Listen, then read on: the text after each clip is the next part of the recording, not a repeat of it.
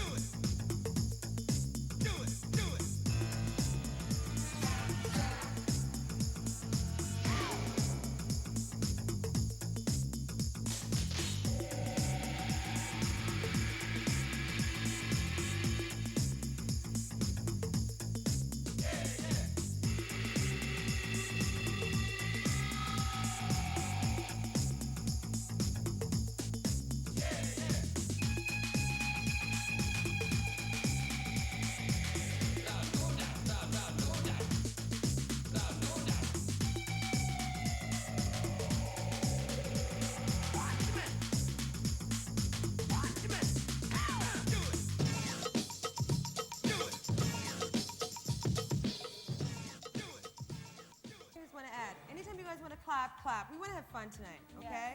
Yes. Do you agree with me? Because last year they were like a funeral All parlor, right. okay? That's right. So we're going to have fun. Well, Mel, in our next scene, we have Mount St. Vincent University student designs. Great. And these designs are done by Shauna Sullivan and Juliet Lashley Thorne. Well, let's take a look at these designs.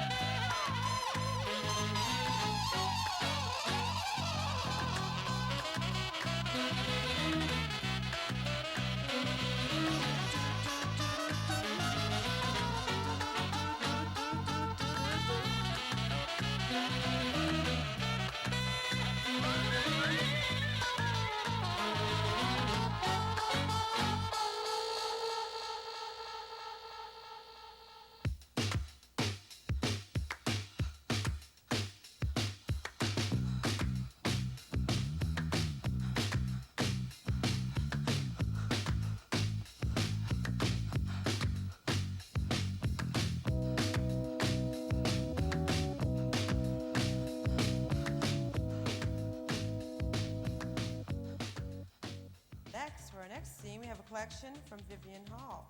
And Vivian has been creating silk lingerie for men and women for several years in Nova Scotia. In her recent collection, she is having fun with silk knits, combining the comfort and flexibility and delicious sensation on pure silk lingerie. Wool vibe. Also, Vivian's collection is being complemented by men's PJs from the Bay. And if you want to contact Vivian, you can contact her at 462-3791.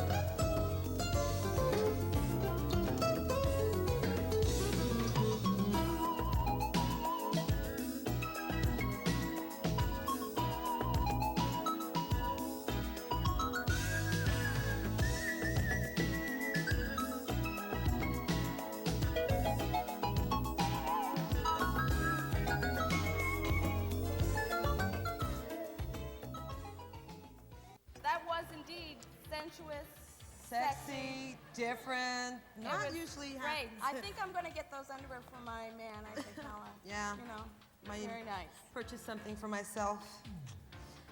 Anyway, on our next scene, we have another student designer, Corinne Saunier. We take you to the Hotel Martinet in Brooklyn, where Bobby Millett and his orchestra are offering a program of dance music.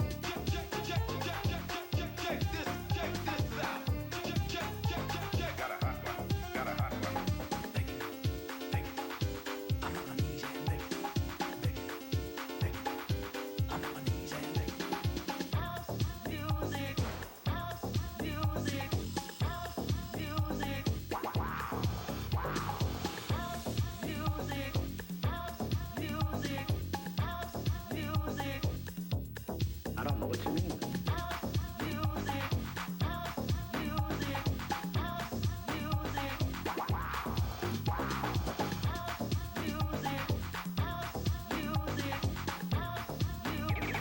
Can't get fresher than this.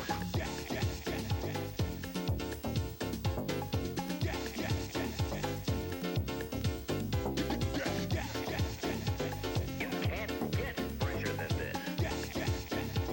The finest ingredients are right in the mix. The finest ingredients are right in the mix.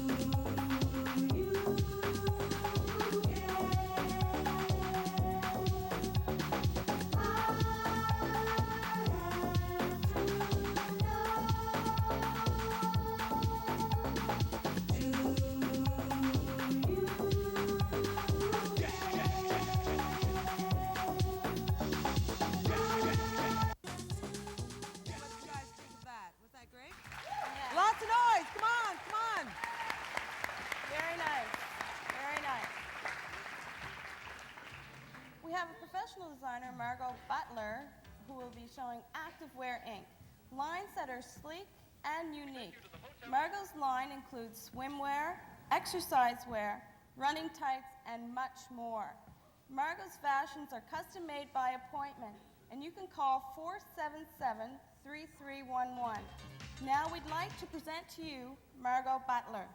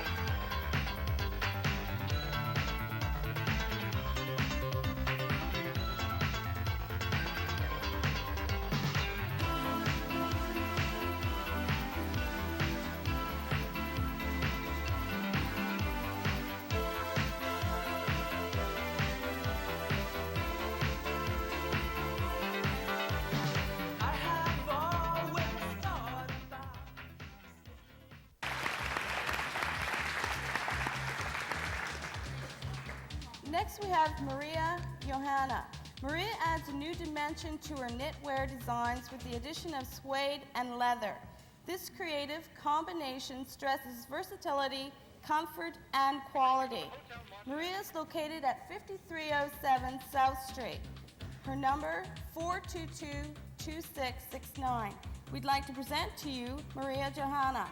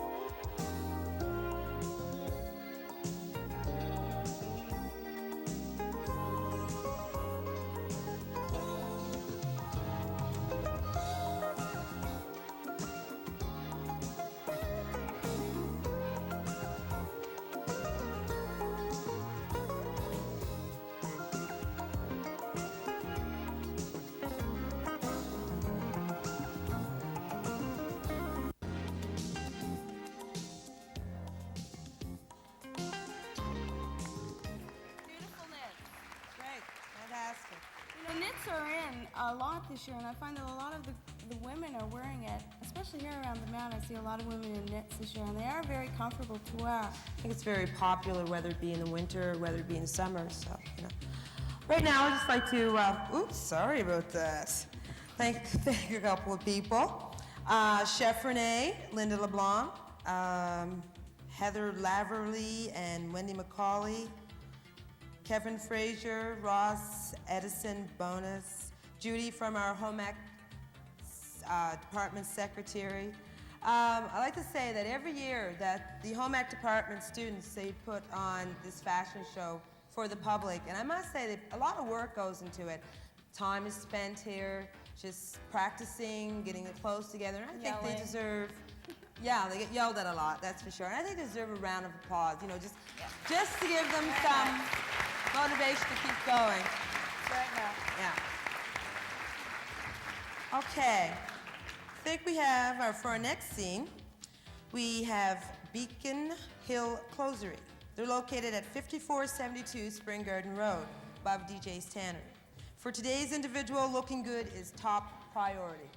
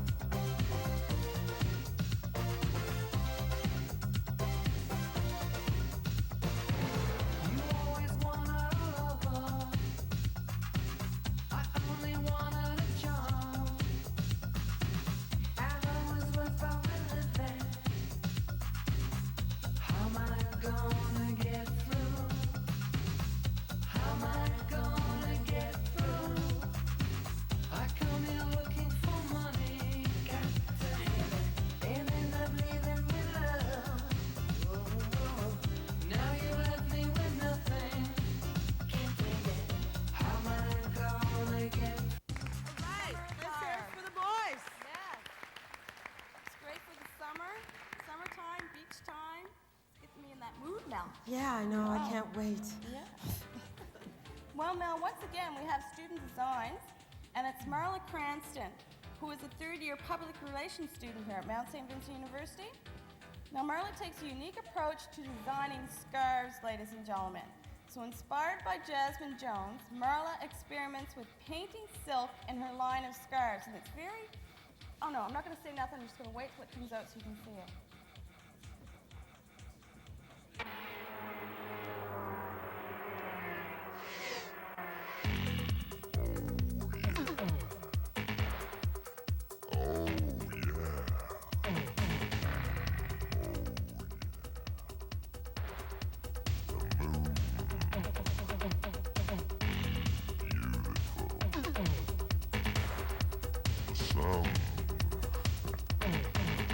Even more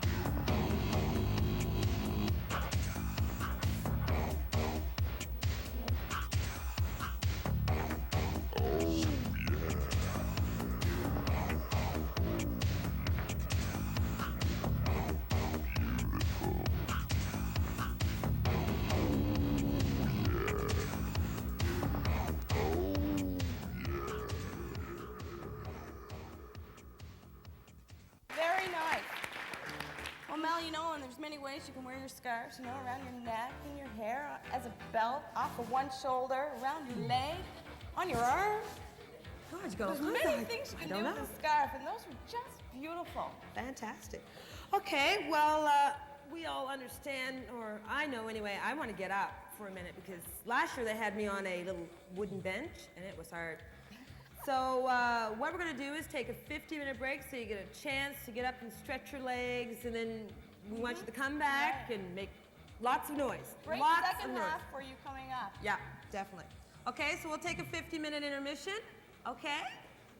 15.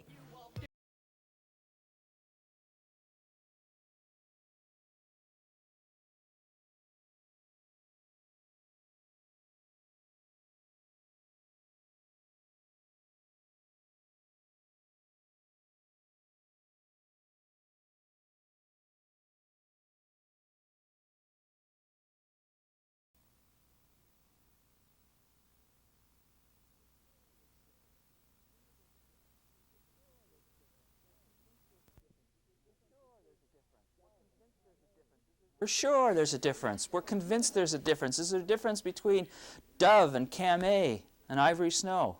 Sure, everybody's convinced there's a difference. Well, maybe the differences are more in our minds. I always like to refer back to the thing that if you smoke cigarettes, God forbid, if you do that and we blindfold you and we give you the same type of cigarette filter or whatever and blindfold you, you can't tell the difference between brands. If you drink beer, and none of us do that, if I blindfold you, I can give you all the different beers and you won't be able to tell the difference between them if you're blindfolded. And even more so, I've mentioned that if we give you blindfolded taste tests of pop, ginger ale, orange, root beer, we'll have people saying that root beer is 7-Up and that Coke is orange. Believe it or not, we can do it time after time in taste tests. So they're not all that different. Products tend to be fairly similar. Soap is soap. Dish detergent is dish detergent, yeah. ABC tries to say they're the same. They try to focus on the same. We at can lower do price. same at a lower price, exactly. We're no different from anyone else, but we're just cheaper. We're just cheaper. We're just as good, Yeah. but we're cheaper. And that's a good strategy, isn't it? When you have all those expensive detergents to try and convince the consumers that yours is just as good but cheaper. Who makes ABC? Take a look next time you're in the grocery store. Just see who makes ABC. Turn over 4 or 5 other detergent boxes. See who makes them. Hey, they're all the same company. Surprise! What's going on here? Appealing to different people, different segments, differentiating the product from competitive offerings. The fourth purpose of promotion is to accentuate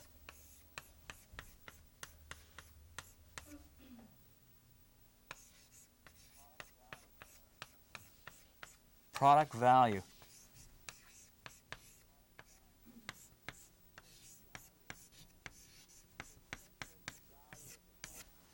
To accentuate the value of the product. Can you give me an example of a product whose value is being accentuated right now in the marketplace? Any specials at McDonald's right now?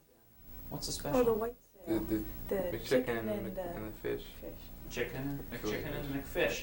And are they trying to encourage you to buy those?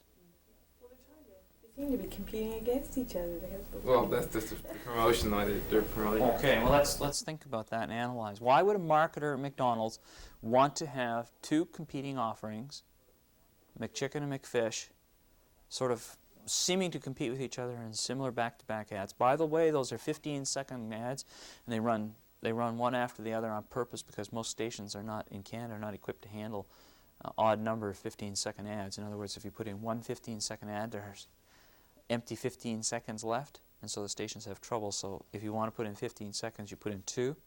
That way you fill a 30-second slot. But in the United States, where there are much more 15 seconds, you don't have the same problem. So you don't see the 2 commercials back-to-back. Anyway. On the radio, they have. They're almost like not fighting with each other, but yeah. competing against each other. Why would someone want to do that? Make people try one and then try the other. Maybe. Possibility, certainly. How many of you No, we haven't got a large sample here by any stretch of the imagination. How many of you would buy a chicken and a fish at 2 different times? In other words, one time you'd buy chicken and the next time you'd buy fish. Is there anyone here that would do that? Okay, so you try both. But is there anyone here that would buy just chicken? And anyone who would buy just fish? Okay, so what's McDonald's likely to lose in terms of sales if they have the 2 products? Not much. In other words, they're not cannibalizing one or the other. People are likely to buy a McChicken, as likely to buy a McFish during the sale as they would normally, more than they would normally, hopefully. But in other words, everything is going to increase above a baseline. They wouldn't sell many. If the sale wasn't on, the obvious next question is how many would bother to buy either? And most of us, I would think, would say it's something that we buy in a special. So you want to accentuate the product value, and you do that by price. You feature the price of the product. You emphasize the price or the saving or the trade-in that you're going to give, and you work on the product value. You try and focus on that. The 5th, more or less universal objective of promotion is to stabilize sales.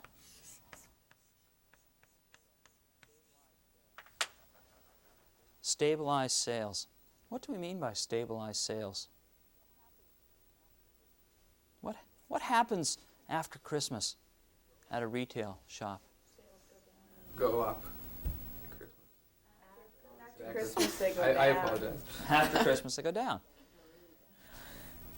Things slow right down. A couple of you work in retail stores. Matter of fact, 3 or 4 you work in an office. No? You don't work in retail. A couple of the students here in the class work in retail, as many of the students do in my other classes, and it's obvious that the sales decline in January, February. There's a serious decline. And in an attempt to stabilize sales, which is important when you're looking at a business that wants to have a steady cash flow across a number of months, they want to bring customers in during that time. So what are they doing now? What have they been doing? Big sales. Big sales. Get the customers to come in. End of year clearance. Those kinds of sales. And they want to stabilize the demand. Yes? I work in a clothing store, and I find that even now they're putting sale on Levi's, and those never go on sale. But I think they're just trying to get people into the store. Yes. Levi's always seem to stay the same price. Yeah, they don't usually sell Levi's at a discount. And that's interesting. Well, that's the whole point of it, isn't it? They want to stimulate and stabilize the sales at the same time. Get people in the store. You know, it's when you think about it, we can look at sample ads that would illustrate each of these 5 points. If we look at the overhead, here's one for Father's Day. We all talk about Mother's Day. Let's remember Father's Day. And this is from Hallmark. And it's trying to encourage people to buy things like handsome pens and musical cards and photo albums for father. So they're trying to stimulate demand for Hallmark products around a particular holiday, and that's a very common objective. Here's an interesting one here for Toro. It's an interesting concept that was developed in 1983 and 1984 for Toro snowblowers, and they ran a sales promotion. They called the Toro Snow Risk Program. If it doesn't snow, we'll return your dough and help, and you keep the snow thrower.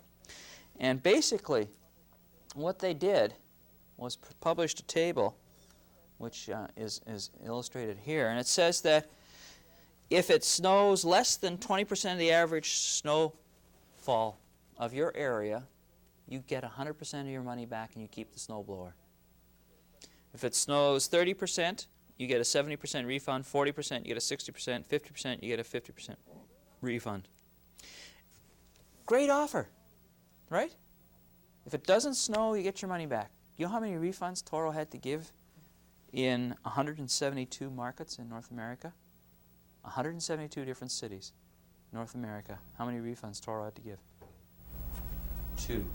The whole of North America. So it worked. But people think what? What do they think when they see that?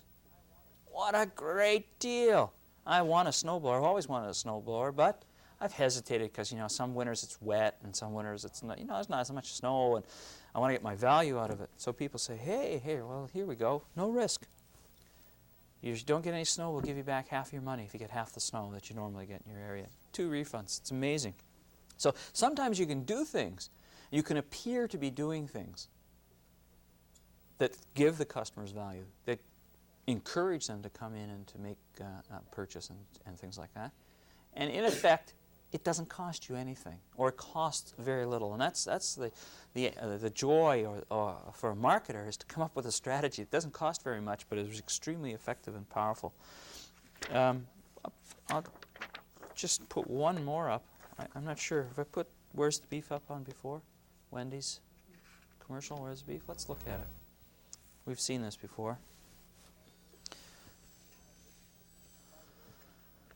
This, by the way, what I'm showing here is called a storyboard for an ad. It's provided by the ad agency, and it shows a 30-second TV ad. And one of the most popular and effective, of course, is titled Fluffy Bun. And I can't, every time I do this, I regret it. I can't do the voices very well. Customer number 1, it certainly is a big bun. Customer number 2, it's a very big bun. Customer number 1, a big fluffy bun. Customer number 2, it's a very big fluffy bun. Customer number 3, we all know her. Where's the beef? Announcer, some hamburger places give you a lot less beef on a lot of bun. Customer 3, whoops. Oh, there she is, sorry. Where's the beef? And then announcer. At Wendy's, we serve a hamburger we modestly call a single, and Wendy's single has more beef than the Whopper or Big Mac. At Wendy's, you get more beef and less bun. And back here, customer 3 is still down at the bottom. Where's the beef? I don't think there's anybody back there. And then the announcer. You want something better, you're Wendy's kind of people. And we all remember that wonderful commercial that was very popular, and of course the main actor in it just passed on this past year, and she immortalized the message, where's the beef? And of course it became part of the last American presidential election campaign as a slogan. And when you think about that, they're trying to do something in developing a communication strategy, and I want to just look at this before we go to the film as a sequence of activities. And I'm going to show you the entire diagram in its total, the steps of a communication strategy. And I'm just going to go through the yellow circles very quickly before we move to our film. And I'll focus in on the first one. And the first step is selecting a target audience. Who are you going to communicate with? Who is your target market? Who are the people most likely to use this good or service? You have to select your target audience. When we watch the Apple film, I want you to look at who they feel are their target audience, who they're trying to communicate with. You have to decide what response you want that target market to make. And the 5 basic choices, and there are many variations or combinations, you can use 2 or 3 of these. Give them information, stimulate demand, to differentiate our product, to accentuate value, or to stabilize sales. Watch the Apple film and see if you can pick out what response they want from the marketplace. You then have to pick your message. Is the message that we're the best buy, or the best made, or the Cadillac of computers, the home computer's first choice for economy and value? You have to choose the message. Once you've chosen your message, you have to choose your media. What's best? Broadcast, radio, television, print, magazines or newspapers, billboards? What's best? What combination? How do they work together? And just watch the media choices that Apple picks. And you want to select the source attributes. You want to, the message comes from a source. If it's a TV or a print commercial or a broadcast commercial, there is two things that are important. The credibility of the source. Do you believe the person? And the attractiveness of the source. Do you find them an attractive figure whose message you're sympathetic to? And this is how we have to think about people who act as our spokespersons or actors or animation of our product. The images, the pictures, are they attractive? Source attributes, attractive and credibility. Credibility and attractiveness. And then once we transmit, we want to collect feedback. We want to see if you understood our message that we were trying to get across. And we want to see that it's acting on you the right way, that you believe us about our product, that you are interested in it, that you're going to act on that. And once we've got that feedback, we have to assess the whole process and see if we want to change our message. Because sometimes we choose the wrong message. Research has shown, for example, that even signs, billboards and store signs and things like that, after 3 years, people don't notice them anymore. So after 3 years, most stores should be considering changing their signage, including their main advertising signs, because people will not recognize them anymore. They subconsciously see them, certainly. They pay no attention, it appears, after 3 years. So let's move to the Apple film. Think about each of these steps as we're watching it, and we shall see communication strategy in total, and we'll come back at the end. We're not selling items that cost under $1. We're selling products that cost $1,000, $2,000, sometimes more. We're not selling something to consumers that's been around for a long time, like a soft drink or a cigarette or a beer. We're selling products which embody a tremendous amount of high technology, and yet most people don't understand high technology and are somewhat intimidated by it. Still in its infancy, with multi-billion dollars in sales, the personal computer industry is a high-stakes, high-risk game dominated by the biggest, toughest competitor of all, IBM. Smaller players get wiped off the board in a flash. Apple Computer has stayed in the game with a two-pronged strategy: innovative product design and expensive, unconventional promotions, whether in advertising, sales promotion, or selling.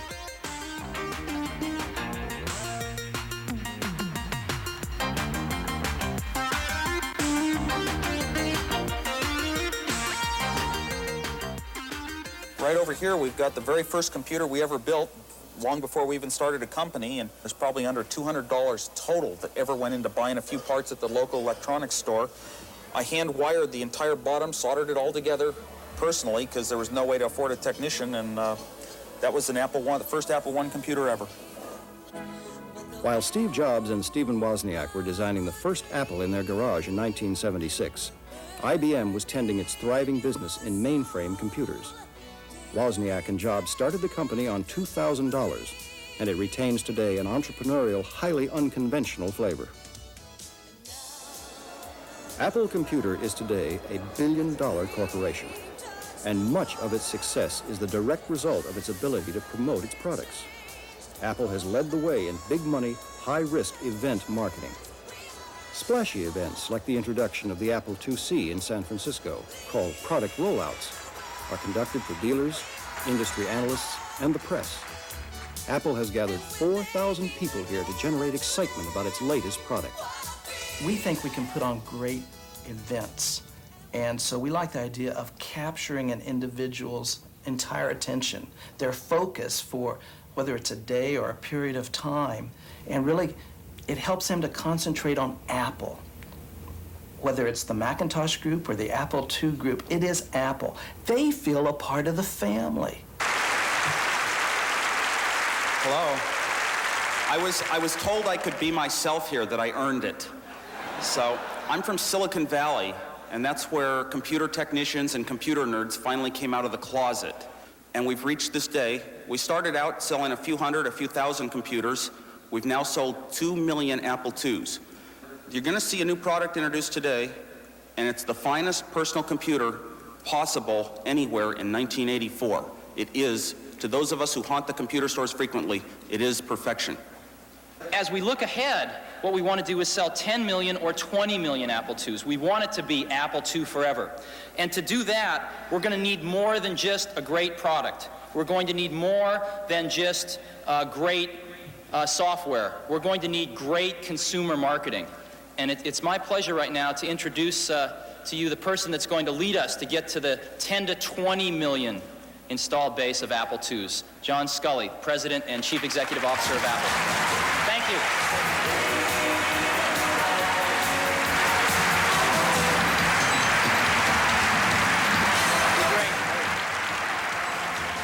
Well, thank you very much. It's great to be up here on the stage with Steve and Woz. And I'm really excited to be here today because the opportunity that we have ahead of us is one of the major reasons that I joined Apple last year. John Sculley was hired away from PepsiCo to reorganize the company, to provide consistency in the product line and bring order and discipline to Apple's marketing efforts. What we had to do in this industry of time compression where things were happening so rapidly, we changed our entire product line in 100 days.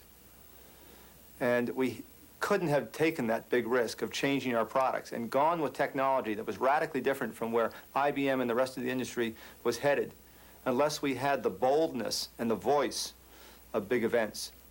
I've always believed that great marketing must begin with a great product. So now, wouldn't you like to see one?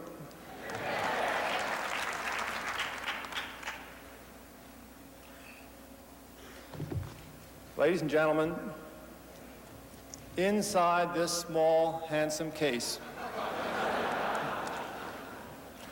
rests one of the great visions of our company. The Apple IIc.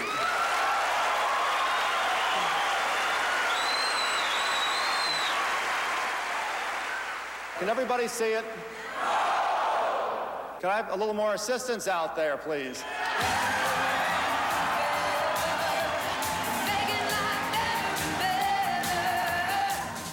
When we get to the actual point of rolling the product out to dealers, we will go out and be able to teach them how to sell our new products, and we bring them in for one day of not only intensive product training, but we also then give them a large amount of Apple hype and almost Apple religion, so they continually understand why it's so much fun and so interesting to be associated with Apple.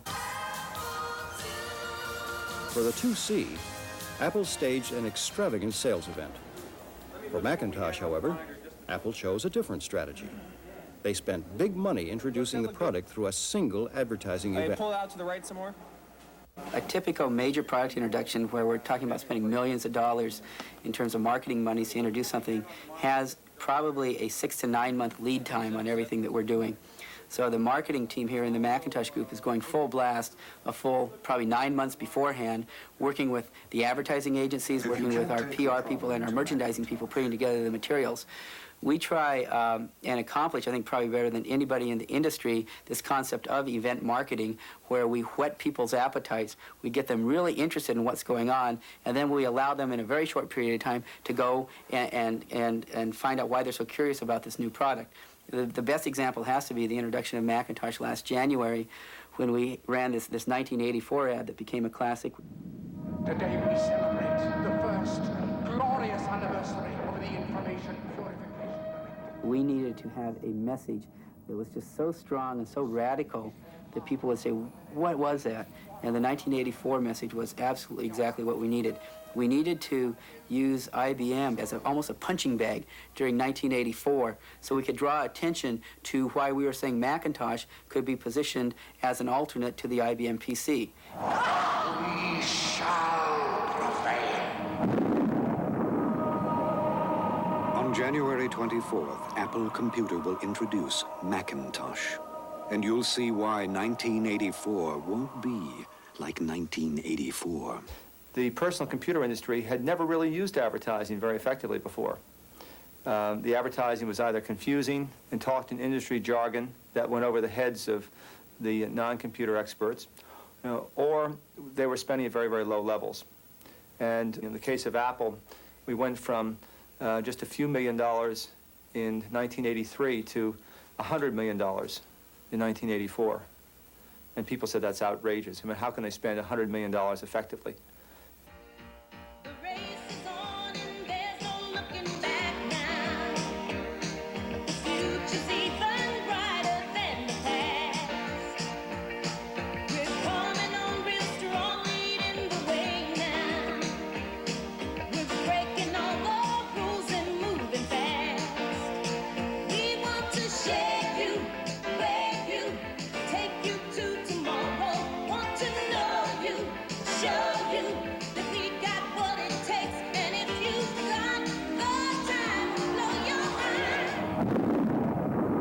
We will use advertising in outrageous ways to tell very, very fundamental, basic messages.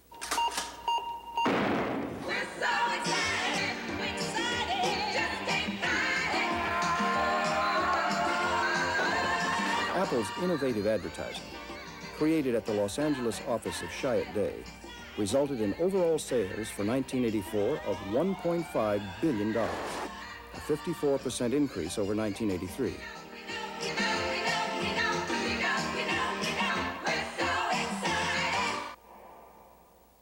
What we felt our responsibility was in television was show them the different facets of the computer to the extent that they could get excited enough to want to go touch it, because we couldn't explain it with words and pictures in 30 seconds. Now, this product was introduced back around April of 1984, and it's got a tremendous amount of power built into it and a lot of features. But ironically enough, consumers looked at it and they thought, well, gee, it's really too small to do any serious work. So our assignment was to figure out a way of communicating that there really is a tremendous amount of power in this little box. We had one idea, started off with the World Trade Center, but we're probably going to wind up with another building. All these modern office buildings have automated air conditioning and security systems and fire alarms and elevators and turbines in the basement and all that sort of stuff. And this little computer has enough power to control all of that stuff, and we thought that would come as news to people. This is the Apple IIc personal computer. Small as it is, it can coordinate all the systems of a 50-story building. Now, you'll probably use it for everything from homework to office work, but it's good to know it's powerful enough for bigger jobs, like turning the lights off. One of the things we learned a long time ago at Pepsi was that if you're going to be number one, you've got to look like number one. And you've got to think like number one. And this means that in all of your marketing, you've got to have one sight, one sound, one cell, everything focused together on a single message. What advertising does is that it establishes that Apple is a winning company, that it has vision and bold products, but it can only go so far. Then we have to rely on a sales organization and a sales strategy. As far as the Advertising and sales promotion get people into the stores, where personal selling at the retail level becomes crucial to moving the product. We do have many customers who come in wanting to buy a computer and not really knowing what they're going to do with it. The idea of purchasing the computer is paramount. Apple advertising seems to particularly be effective in that area. I've seen a lot of advertising on television and the Newsweek magazine, the last issue on the Macintosh. And the big thing was the simplicity of using it and understanding how to use a computer, because I've never had one before. As far as promotions are concerned, the Apple promotions tend to be mentioned as soon as the customer walks through the door. Can we take a Macintosh home for the night? Can we get instant Apple credit and pay nothing down? People are responding to the Apple promotions. It's powerful. It's responsive. It handles beautifully. And it'll blow the doors off anything else in its class. And right now, we'll let you take one out for a test drive overnight. Just visit an authorized Apple dealer and test drive a Macintosh. The Apple purchaser sees an advertisement and says, my God, that's too good to pass up. Comes in, mentions the promotion, and we put the boxes in his hand, thank him very much, and send him on his way. Okay. Thank you. Cancel. I want to buy some kind of an Apple computer because I've used other computers and I just like the Apple more. Well, usually companies like to build on their strengths, and the strengths of Apple are a very major franchise in education, particularly the kindergarten through 12th grade education, where Apples are around half the market. How do we write a program? What do we put in the program? Hector? Apple has given hundreds of computers to elementary schools and high schools as part of a long-term strategy to turn today's users into tomorrow's customers. Very good. Their hope is that the machine you learn on is the one you'll later buy. That's how we're identified, as a company that makes products for individuals, usually for young people. And the question is, can we take Apple and move it into an area where IBM has been dominant, which is the office. But we know that for the Macintosh office to exist, that we have to learn how to present ourselves in a way that we've never had to before, because we're not talking to students, we're talking to business executives. And you will see in 1985 a much greater focus in our marketing on sales implementation as opposed to just great bold advertising.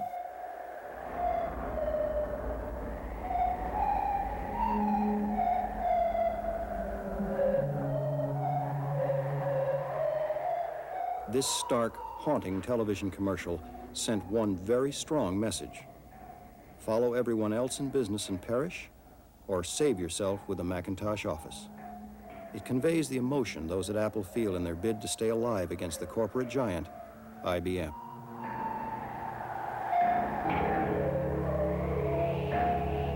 On January 23rd, Apple Computer will announce the Macintosh Office. You can look into it, or you can go on with business as usual.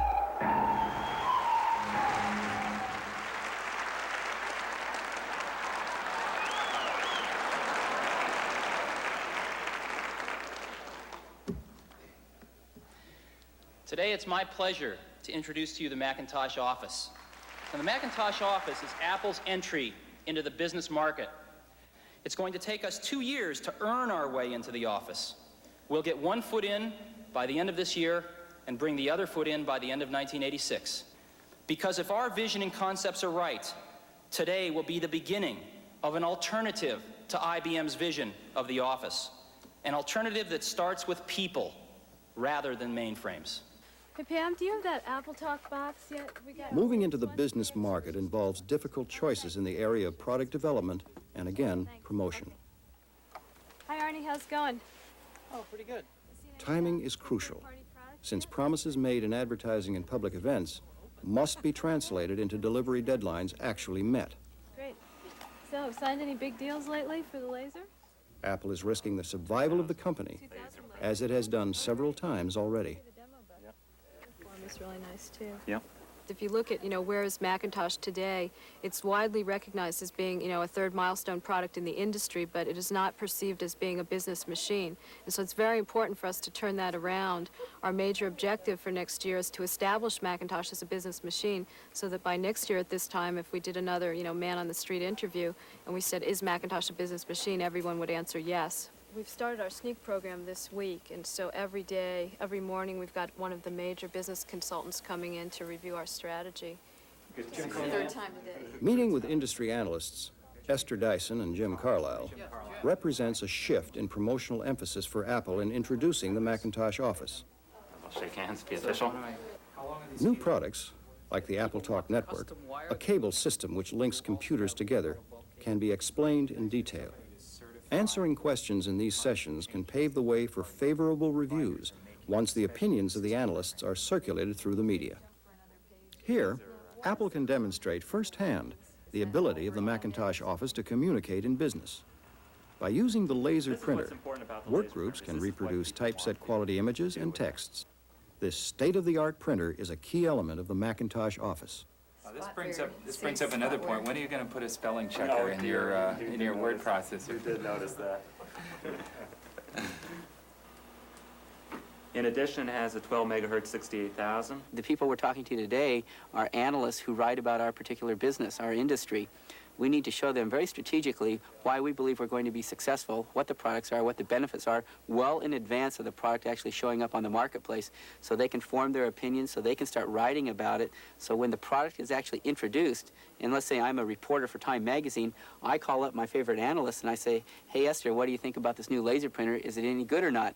Well, if we've got her in here and we've shown her all this stuff, hopefully she's going to say, yeah, it's the best laser printer I've ever seen, instead of saying, gee, I don't know, Apple with a laser printer, why'd they do that?